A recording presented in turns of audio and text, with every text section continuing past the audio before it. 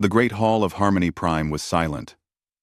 Park Yuna stood alone in the center of the chamber, surrounded by 12 towering platforms where the Galaxy Council sat in judgment. Each platform held a representative from one of the elder species beings who had ruled the galaxy for thousands of years before humanity ever looked up at the stars. Yuna kept her back straight and her hands steady. She had practiced this moment 100 times. She had memorized every word, every argument, every piece of evidence that proved humanity deserved full membership in the Galactic Union. 50 years of probation. 50 years of following every rule, meeting every requirement, proving again and again that humans could be trusted. Today was supposed to be the day that ended. High Arbiter Torvax rose from his platform. He was old, even by his species standards, his gray skin hanging loose from his bones, his 4 eyes clouded with age, but his voice was still strong, still sharp, still full of the authority that came from leading the council for 3 centuries. "Ambassador Park," he said, "you have come before this council to request full membership for your species in the Galactic Union. Before we vote, the charges against humanity will be read." Charges. Yuna felt her stomach tighten. They were calling it charges. Now. A holographic display appeared in the center of the chamber, showing data and images that Yuna recognized. Human colony ships. Human cities. Human children in schools. Human soldiers in peacekeeping missions. "Humanity expands too quickly," Torvax read. "In 50 years, they have established 47 colonies across 3 star systems. Their population has grown by 400%. This rate of growth is unprecedented and destabilizing." Yuna wanted to speak, to explain that humans lived short lives and had to make the most of their time, but she knew she had to wait. "Humanity adapts too aggressively," Torvax continued. "They modify their own biology to survive in hostile environments. They alter ecosystems to suit their needs. They do not wait for natural processes. They force change." The images shifted to show human scientists and engineers, human technology, human innovations, things that Yuna was proud of, things that had helped other species solve problems they had struggled with for centuries. Humanity shows dangerous unpredictability in their problem-solving methods. They do not follow established procedures. They improvise. They take risks. They break rules and call it creativity. Now Torvax looked directly at her. "These traits may seem harmless in isolation, but together, they create a pattern. Humanity is not like the other species of this union. Humanity is chaotic, uncontrollable." Finally, he nodded to her. Yuna took a breath. This was her moment. Everything depended on what she said now. "High Arbiter," she began. "Honored members of the Council, I have heard these concerns before. I have answered them before. But I will answer them again, because I believe that truth deserves repetition." She stepped forward, and the holographic display changed to show her own images. Human doctors treating patients on alien worlds. Human artists whose work hung in galleries across the galaxy. Human diplomats who had negotiated peace between species that had been at war for generations. Yes, we expand quickly. Because we have learned that life is short and precious. We do not have centuries to wait. We must act while we can.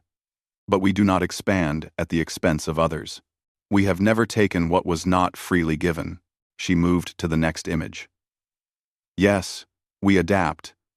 Because we have learned that the universe does not care if we survive. We must fight for every breath, every day, every future. But we do not adapt alone. We share what we learn. We teach what we discover. We lift others up with us. Now her voice grew stronger. And yes, we are unpredictable. Because we have learned that the old ways are not always the best ways. We ask questions. We challenge assumptions. We imagine what could be, not just what is. And because of this, we have solved problems that the elder species could not solve.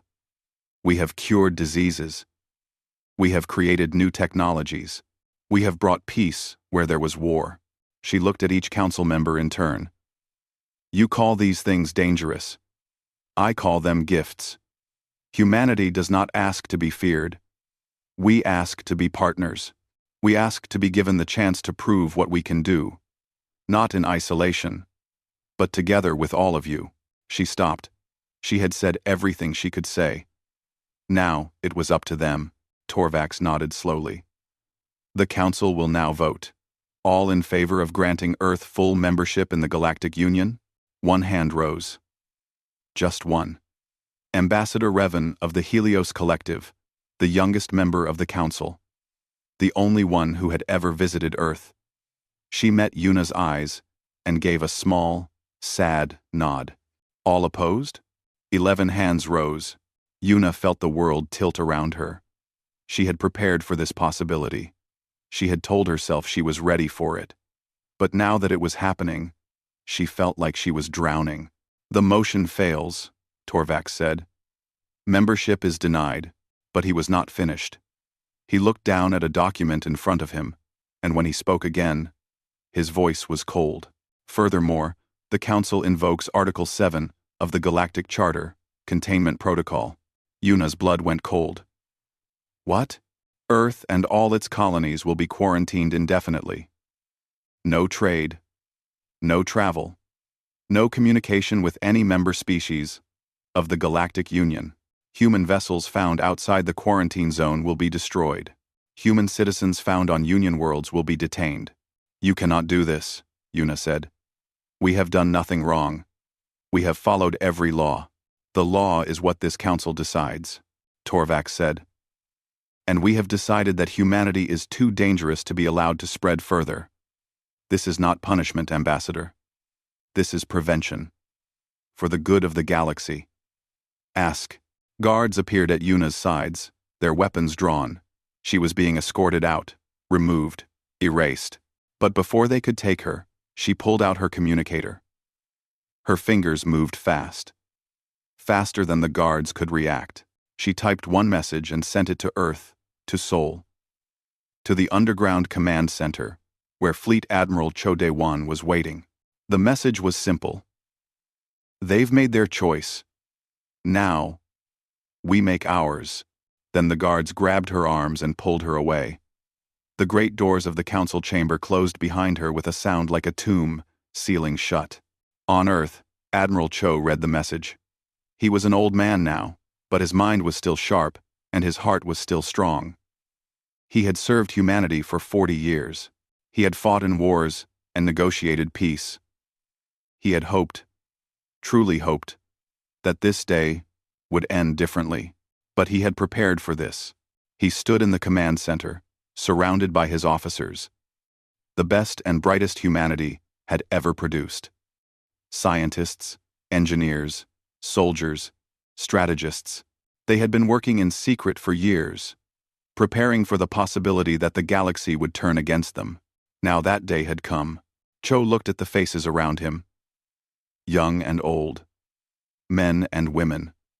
All of them waiting for his word. They think they have caged us, he said quietly. They think they have cut us off from the stars. They think we will wither and die in silence. He straightened his shoulders. They do not know us. They do not understand what humans do when we are cornered, when we are threatened, when we are told that we have no future. One we do 7 line. One we do 7 line. He turned to his chief of staff. Begin. Project Horizon. All divisions, all resources, full activation. The officer nodded and began issuing orders. Around the room, screens lit up. Communications went out to every colony, every research station, every hidden facility that the Union did not know existed. Cho looked up at the ceiling, as if he could see through it to the stars beyond. You voted against us, he said softly. That was your final error. The quarantine began on a Tuesday. By Wednesday, the last human ships had returned to Earth space. By Thursday, The Union patrol fleets had taken their positions along the Kepler boundary, a line of sensor stations and warships that surrounded humanity like a wall of steel and fire. The Council expected panic. They expected riots, protests, desperate attempts to break through the blockade. They expected humanity to tear itself apart. They did not expect silence. For the first 3 months, Earth and its colonies went quiet. Communications dropped to almost nothing. Ships stopped moving. The Union's spy satellites showed cities functioning normally, people going about their daily lives, but no signs of distress or rebellion. High Arbiter Torvax received weekly reports and smiled at each one. They are accepting their fate, he told the Council. They understand now that resistance is pointless. In a generation, they will forget they ever wanted more. He was wrong. He was so wrong. In Busan, in a research facility buried deep under the mountains, Dr. Kang Mirai worked 20-hour days. She was 43 years old, small and thin, with dark circles under her eyes and burns on her hands from chemicals and electricity. She had not slept in 2 days. She did not care. On the table in front of her was a device the size of a football. It hummed with energy that should not exist, energy that the elder species had monopolized for centuries, energy that allowed their ships to fold space and travel between stars in hours instead of years. Quantum fold technology. The foundation of galactic civilization. The thing that kept the elder species in power and everyone else dependent on them. Mirai had spent 15 years trying to understand it. The Union had never shared the science, only sold the finished products at prices that kept younger species poor and grateful. But humanity had captured a few devices over the years, taken them apart, studied them, tried to figure out how they worked. 3 days ago, Mirai had finally succeeded. It's not just replication, she told Admiral Cho over a secure channel. We've improved it. Their version wastes 70% of the energy input. Ours wastes only 20%. We can go farther, faster, with less fuel. Cho's voice was calm, but she could hear the excitement underneath. How soon can we build more? 6 months for the first production run. A year to outfit the fleet. You have 8 months. Make it work. Mirai nodded and cut the channel. She looked at the device on her table, glowing soft blue in the dim light. This little thing would change everything. The Union had kept humanity trapped with their control of fold technology. Now, that trap was broken. She allowed herself a small smile. Then she went back to work. Across the solar system, on Mars, Lieutenant Huang Jisoo was solving a different problem. The Union's weapons were powerful energy beams that could cut through any known material. Missiles that could track targets across thousands of kilometers. Human ships had always been vulnerable to them. Not anymore. Jisoo was 29, tall and strong, with rough hands from years of building things. She had grown up on Mars, in the colony's engineering corps, fixing machines and dreaming of the stars. When the quarantine came, she had volunteered for Project Horizon without hesitation. Her task was shields. Human shields were basic. They could block physical impacts and some energy weapons. But they failed quickly under sustained fire. Union shields were better, but humanity did not have access to Union shields. So Jisoo had decided to build something new. She started with a captured Union drone, a small scouting unit that had wandered too close to Mars and been brought down by colony defenses. Its shield generator was tiny, but it was enough to study. What she found surprised her. Union shields were static. They had one setting, one strength, one frequency. If you hit them hard enough and long enough, they broke. But what if shields could learn? Jisoo spent 6 months building a prototype. A shield that analyzed incoming attacks and adjusted itself in response. Change frequency to match energy weapons. Increase density to block physical impacts. Shift and adapt with every hit, becoming stronger instead of weaker. The first test was a disaster. The second was worse. The third destroyed half her lab. The fourth worked. Admiral Cho came to Mars personally to see the demonstration. Jisoo stood in the testing chamber, wearing her prototype shield generator on her back, while a dozen weapons fired at her from all directions. Energy beams, bullets, explosives. The shield flickered and shifted around her, changing color and density with each attack, absorbing everything. When it was over, she had not taken a single hit. Cho walked up to her, his old face showing something she had never seen before. "Hope, how many can you build?" he asked. "As many as you need," she said. "Give me the resources, and I will give you an army that cannot be killed." While Mirai and Jisoo worked on technology, Captain Shin Tae-woo worked on intelligence. He was the commander of Earth's new stealth fleet ships, so advanced that they did not officially exist. They were small, fast, and invisible to every sensor the Union had. Tae-woo was 51, quiet and careful. A man who thought before he spoke and planned before he acted. He had been a warship captain for 20 years before the quarantine, and he had fought in 3 border conflicts against Union species who thought humans were easy targets. Now he was a ghost. His mission was simple. Learn everything. Map the Union's patrol routes. Find the gaps in their sensor networks. Identify their supply lines, their communication hubs, their political weaknesses. He ran his operations from a small ship called the Silent Wind, with a crew of 20 who had all volunteered for missions they might not return from. They slipped through the Kepler boundary like shadows, moving through Union space without leaving a trace. What they found was useful. The Union was not as strong as it pretended to be. The elder species had grown comfortable in their power, lazy in their security. Their patrols followed predictable patterns. Their sensor networks had blind spots. Their political alliances were fragile, held together by fear and self-interest rather than trust. Tae-woo sent detailed reports back to Admiral Cho. Weaknesses, opportunities, plans. "They think we are trapped," he told his crew one night, as they drifted in the darkness between stars. "They think we are beaten, but we are not trapped. We are preparing, and when we are ready, they will learn what it means to underestimate humanity." Back on Earth, Minister Lee Soo-jin was fighting a different battle. She was in charge of resources, making sure that humanity could survive without Union trade, that the colonies could feed themselves, that the factories could keep running. It was the hardest job she had ever done, and she was winning. Soo-jin was 60, a career politician who had spent her life managing budgets and negotiating deals. When the quarantine came, everyone said it was impossible. Humanity depended on Union trade for rare materials, advanced medicines, specialized technologies. Without those things, civilization would collapse. Soo-jin refused to accept that. She reorganized everything.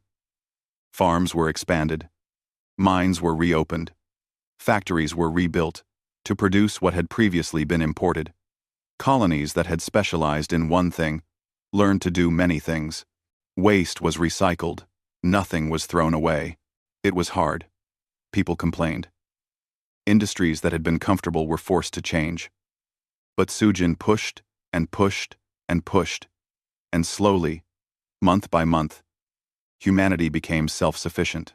By the end of the first year, Earth and its colonies needed nothing from the Union. Nothing at all. Admiral Cho gathered his senior staff for a briefing 18 months after the quarantine began.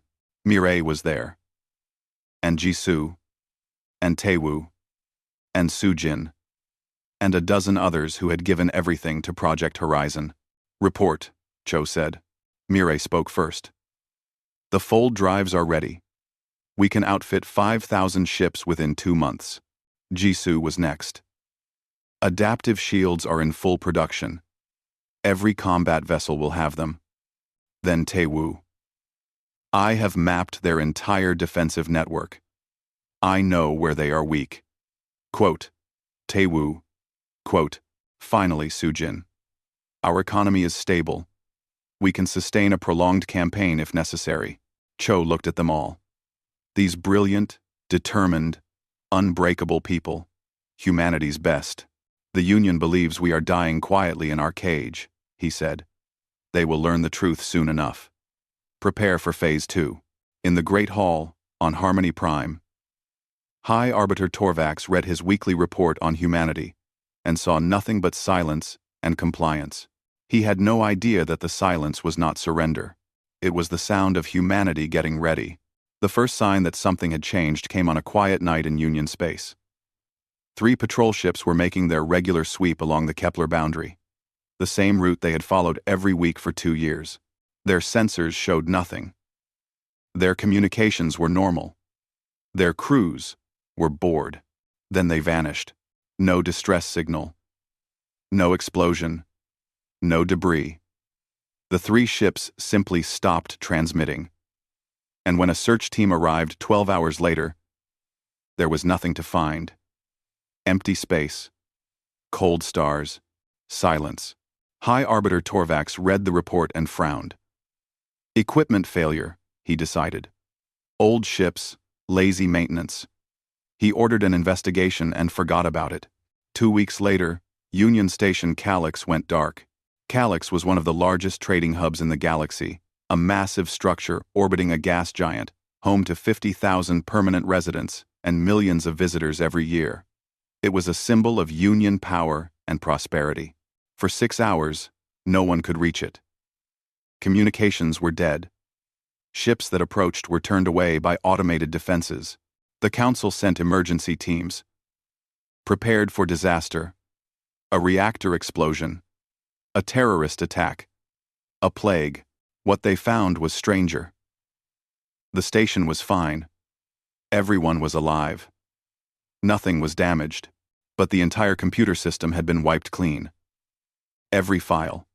Every record. Every database.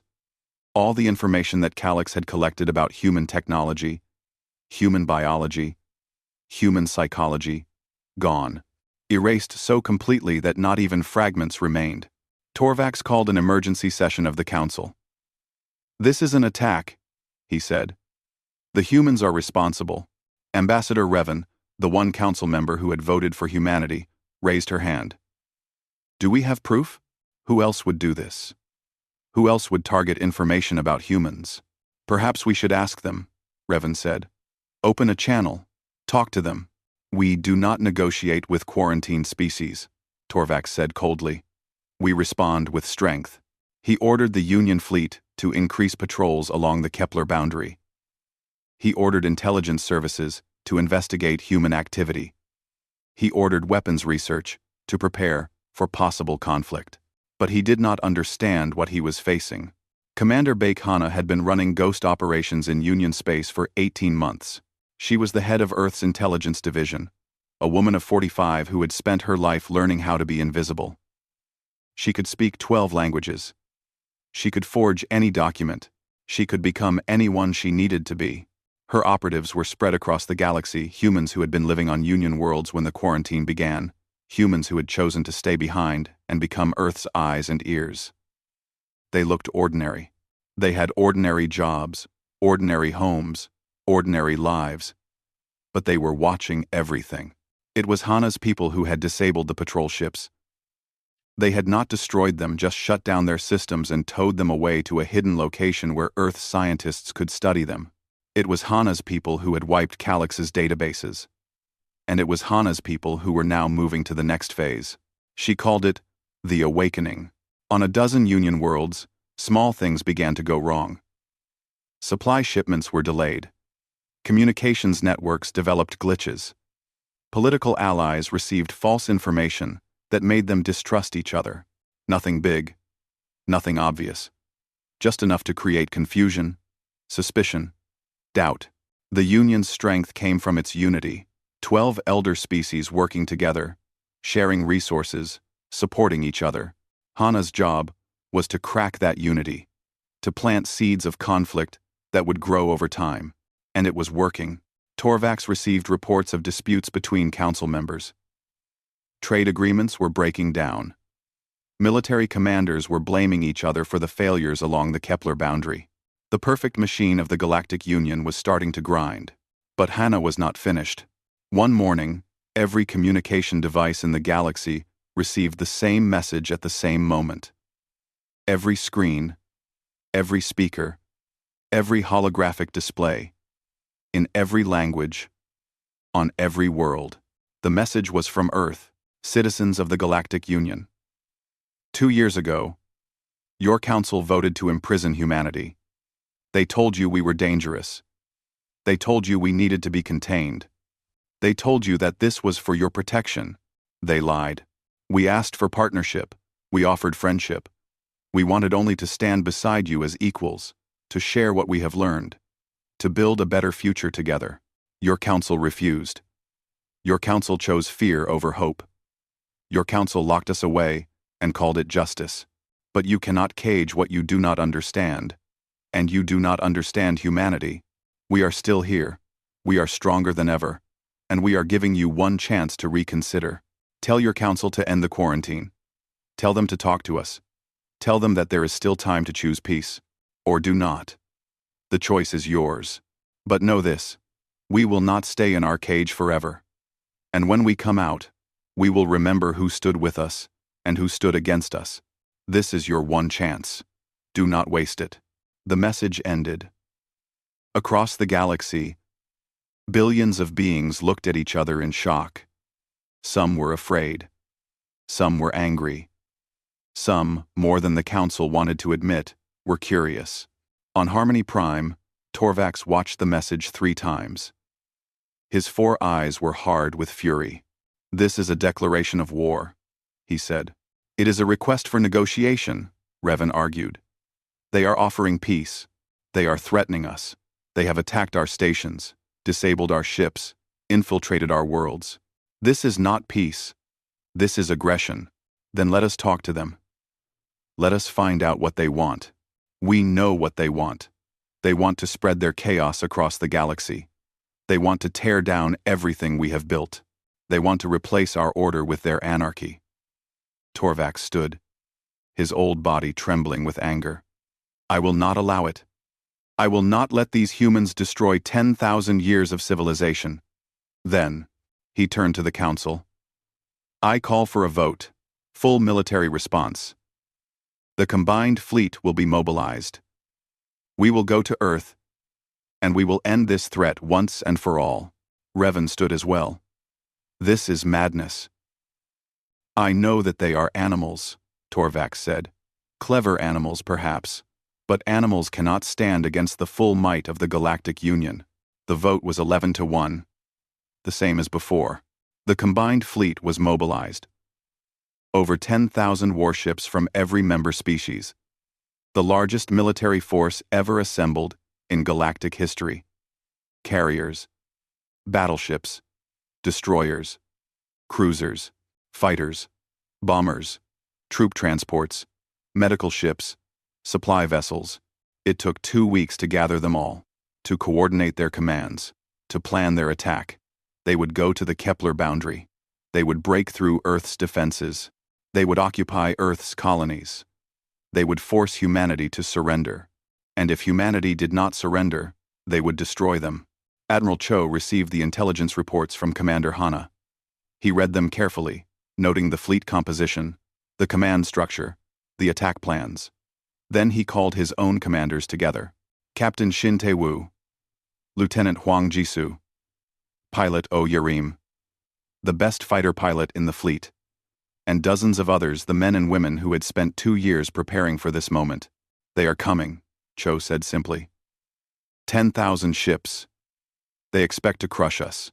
He looked at the faces around him, young and old, scared and determined, all of them ready. They are wrong, Cho said. They do not know what we have built.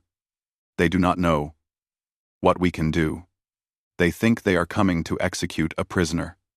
They are coming to meet an enemy they cannot imagine. He activated a holographic display showing Earth's hidden fleet. 5,000 ships, equipped with fold drives that outperformed anything the Union had. Protected by shields that adapted and learned. Armed with weapons that Earth scientists had spent 2 years perfecting. We are outnumbered, Cho said. But we are not outmatched. We have technology they have never seen. We have tactics they cannot predict. We have something to fight for. He straightened his shoulders. Tomorrow, the combined fleet arrives at the Kepler boundary. Tomorrow, they will learn what humanity can do. Tomorrow, we show them that their vote was the worst mistake they ever made. The commanders nodded. The room was silent. The time for words was over. The time for war had come. The combined fleet arrived at the Kepler boundary at dawn, Earth time. 10,000 warships in perfect formation, their hulls gleaming in the light of distant stars. The largest military force ever assembled in galactic history. The pride of the Galactic Union. Fleet Commander Vaser of the Melian Dominion stood on the bridge of his flagship, the Eternal Judgment. He was old and experienced, a veteran of a dozen campaigns against rebellious species. He had crushed uprisings on 6 worlds. He had never lost a battle. He did not expect to lose this one. His orders were simple. Break through Earth's defenses. Destroy their military capability. Force their surrender. If they refuse to surrender, eliminate them. The Council had been clear humanity was a threat that could no longer be tolerated. Vaser looked at the tactical display. The Kepler boundary was a ring of sensor stations and defense platforms surrounding Earth space. Beyond that, according to intelligence reports, were perhaps 1,000 human warships. Old vessels, outdated technology, no match for Union firepower. Begin the advance, Vaser ordered. The combined fleet moved forward. 10,000 ships crossing the boundary line, entering Earth space. Their weapons were charged. Their shields were active. Their crews were ready for whatever resistance the humans could offer. What they found was empty space. New defense platforms, new sensor stations, new human ships. Nothing. Vaser frowned. Where are they? His sensor officer checked the readings. I am not detecting any human vessels, Commander. The area appears to be abandoned. They are hiding, Vaser said. Find them. The fleet pushed deeper into Earth space. Still nothing. Just empty darkness and cold stars. Vaser felt a small knot of unease in his stomach. This was wrong. The humans should be here. They should be trying to stop him. Then his communications officer spoke. Commander, we are receiving a transmission. It is coming from everywhere. Put it through. A voice filled the bridge. Human. Male. Calm. This is Fleet Admiral Cho Daewon of Earth Command. You are entering human space with hostile intent. Turn back now, and we will allow you to leave peacefully. Continue forward, and you will face the consequences of your council's decision. Vaser almost laughed. This is Fleet Commander Vaser of the Combined Fleet. You are in no position to make threats, human. Your space belongs to the Galactic Union now. Surrender your forces, and we will spare your civilian population. There was a pause. Then the voice came again. We gave you a chance. Remember that. The transmission ended. Vaser opened his mouth to give another order. He never got the words out. Space itself seemed to tear open around the combined fleet. Rifts of blue light appeared from nowhere, hundreds of them, and from each rift came human ships. They were not old vessels with outdated technology. They were something new. Something that should not exist. 5,000 ships, sleek, fast, deadly. They emerged from their fold, jumps already firing. The first wave of Union ships never knew what hit them. Energy beams sliced through their shields like they were made of paper. Missiles found gaps in their armor and detonated inside their hulls. Ships that had stood against every enemy the galaxy had ever seen exploded in seconds. Vaser gripped his command console as the Eternal Judgment shook from a near hit. Return fire! All ships, return fire! The combined fleet began to shoot back. 10,000 ships pouring energy into the darkness, filling space with light and destruction. They hit human ships. They damaged them. They destroyed some, but not enough. Not nearly enough. The human ships did not fight like Union ships. They did not hold formation. They did not follow predictable patterns. They moved like water, flowing around attacks, striking from unexpected angles, disappearing and reappearing somewhere else. Their fold drives were faster than anything Vazor had ever seen. They could jump across the battlefield in heartbeats, attack from behind, vanish before his ships could target them, and their shields. Their impossible shields. Vazor watched as one of his battleships concentrated all its firepower on a single human cruiser. The beams hit the human shield, and it flickered, shifted, changed color. The battleship fired again, and the shield adapted again. Again and again. Each attack absorbed, analyzed, countered. Then the human cruiser fired back, and the battleship died. "Their shields are learning," his tactical officer said, his voice shaking.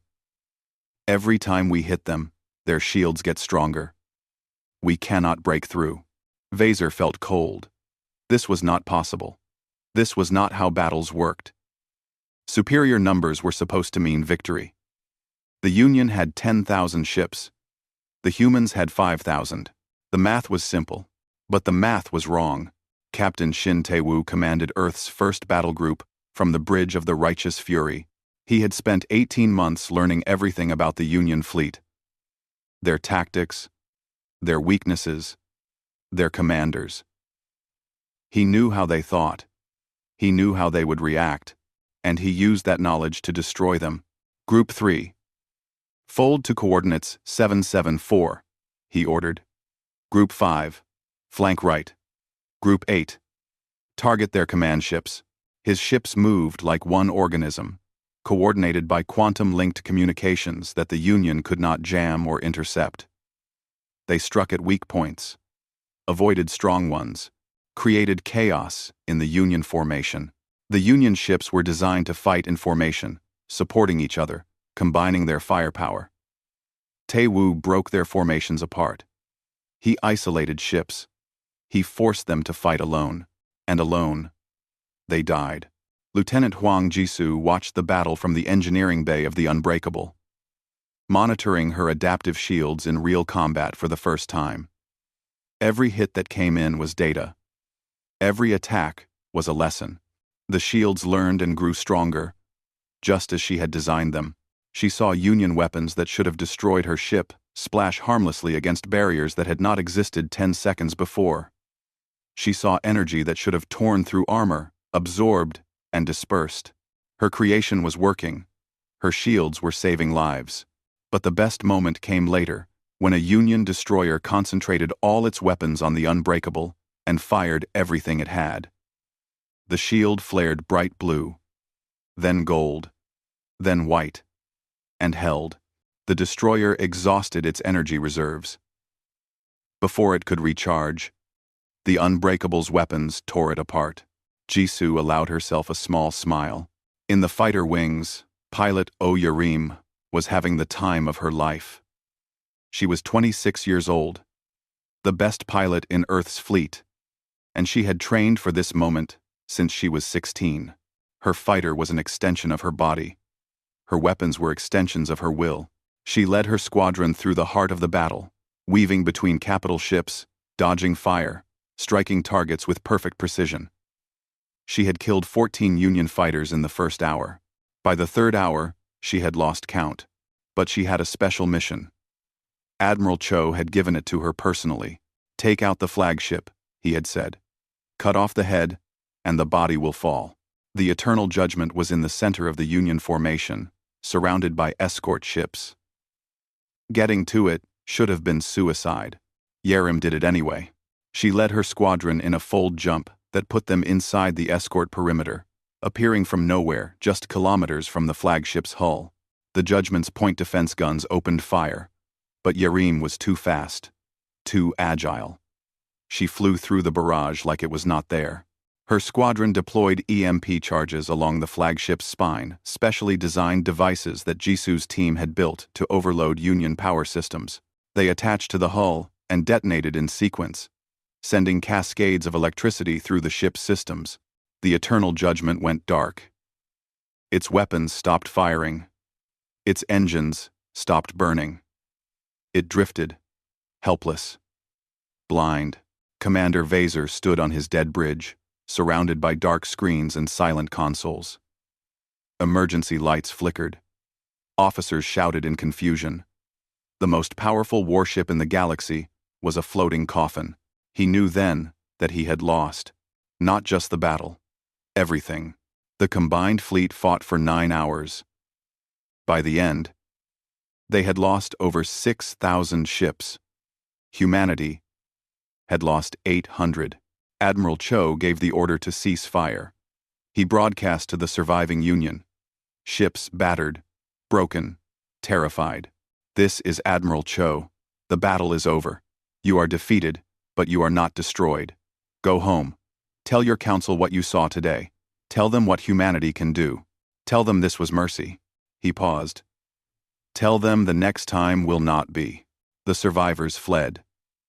They ran for the Kepler boundary, with everything their damaged engines could give. They did not look back. On the eternal judgment, still drifting, still dark, Commander Vaser sat in his command chair and stared at nothing. His fleet was gone. His pride was gone. Everything he had believed about humanity, about the Union, about the natural order of the galaxy gone. The humans had let him live. He did not understand why, but he would deliver their message. He would tell the council exactly what had happened, and maybe, finally, they would listen. The Great Hall of Harmony Prime had never been so quiet.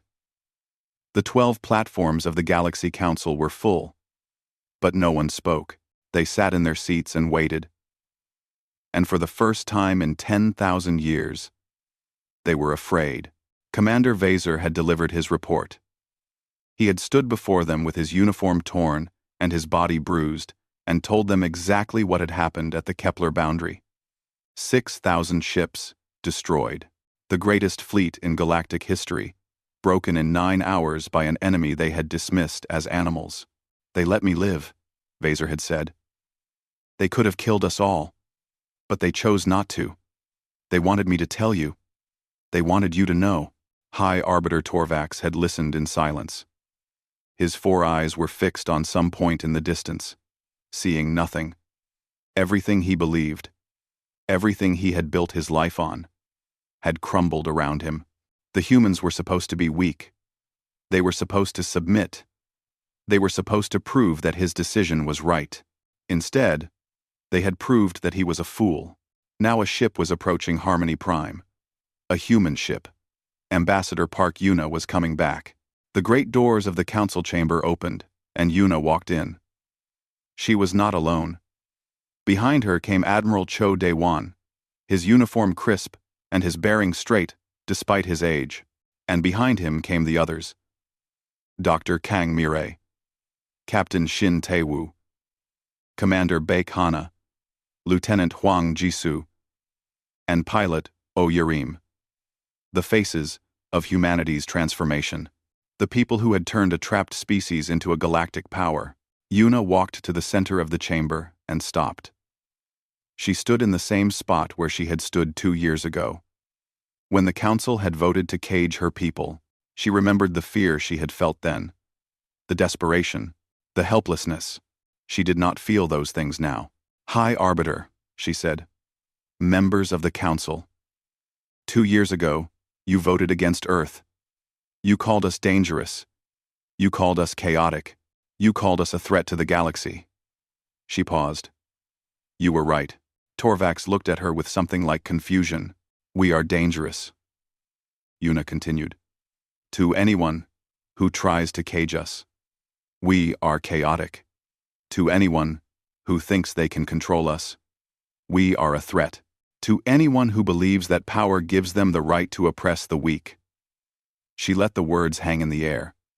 But we are not a threat to peace. We are not a threat to cooperation. We are not a threat to anyone who treats us with respect. She stepped forward. You expected us to die quietly. Instead, we grew stronger. You sent your fleet to destroy us. Instead, we destroyed your fleet. You have nothing left to fight us with. Your military is broken. Your economy is failing. Your alliance is cracking apart. The council members shifted in their seats. Some looked angry. Some looked ashamed. All of them looked scared. "We could conquer you," Yuna said. "We have the power. We have the technology. We have the will. We could take everything you have built and make it ours." She shook her head. "But we will not, because that is not who we are. We did not want war. We did not want domination. We wanted partnership. We wanted to stand beside you as equals, to share what we have, to build something better together." She looked at Torvax directly. "We still want that. But not on your terms. On ours." Admiral Cho stepped forward and handed her a document. She held it up for the council to see. "These are our terms for peace," she said. "They are not negotiable." She began to read. First, Article 7 of the Galactic Charter is abolished. Permanently. No species will ever be contained again. No species will ever be caged, quarantined, or isolated because you are afraid of them. Torvax opened his mouth to object, but Yuna kept talking. Second, the council will be restructured. Every species in the galaxy will have one vote, regardless of age, power, or influence. The elder species will no longer rule alone. Everyone will have a voice. Now other council members were stirring, but still Yuna continued. Third, humanity will share its technologies with every species, freely, without cost, without conditions, without control. Fold drives, adaptive shields, everything we have developed, we will give it all away. This caused real surprise. Even some of the humans behind Yuna looked startled. Fourth, a new charter will be written for the Galactic Union. A charter based on cooperation, not control. On partnership, not domination. On hope, not fear. She lowered the document.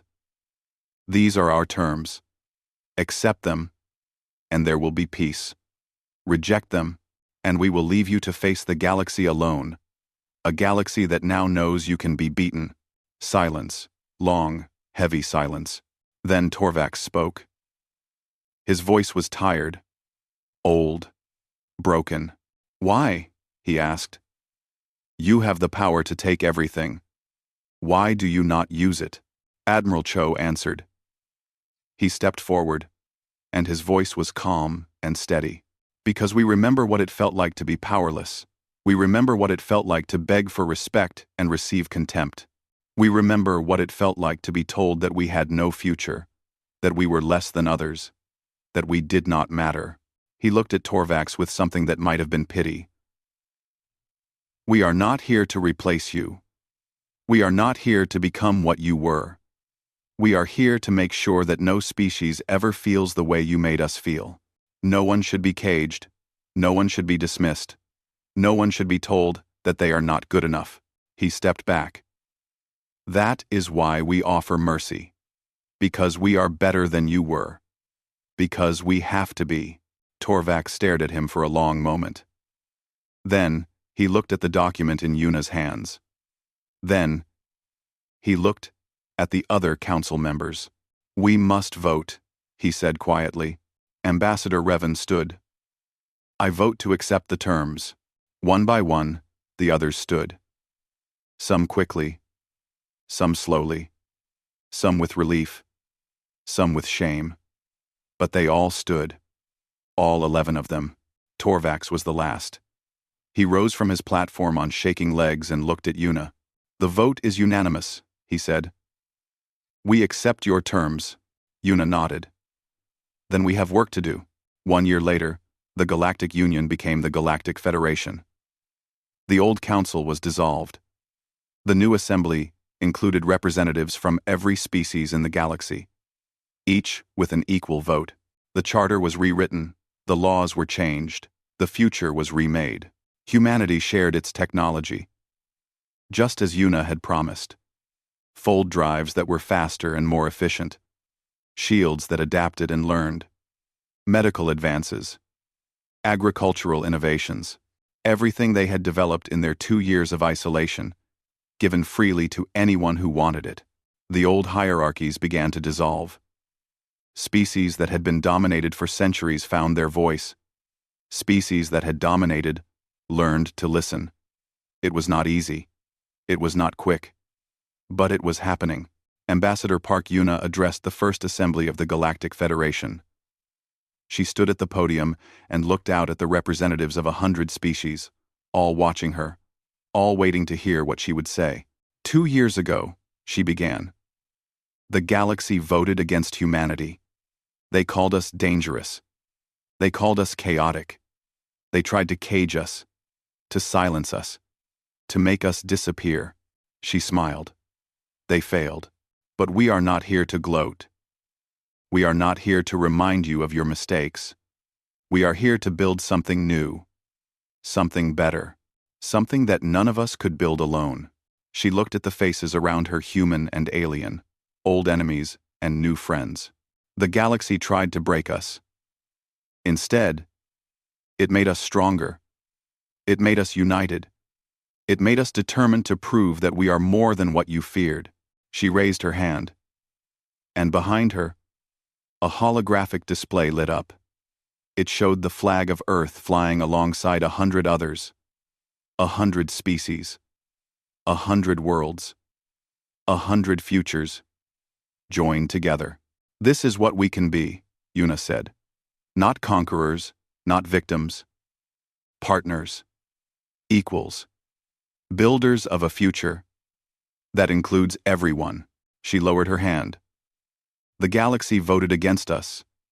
And in doing so, they gave us the greatest gift we could have received. They gave us a reason to become better, to grow stronger, to prove that humanity deserves to stand among the stars. She looked at the assembly one last time. Some errors, she said, are gifts in disguise. The council's vote was their final error. Let it also be the beginning of our greatest achievement. The assembly rose and applauded. Humans and aliens together. Enemies who had become friends. Species who had learned that fear was not strength, that control was not peace, that the galaxy was big enough for everyone. The vote against Earth had been meant to end humanity's future. Instead, it had created a new future for everyone. And that was humanity's final answer.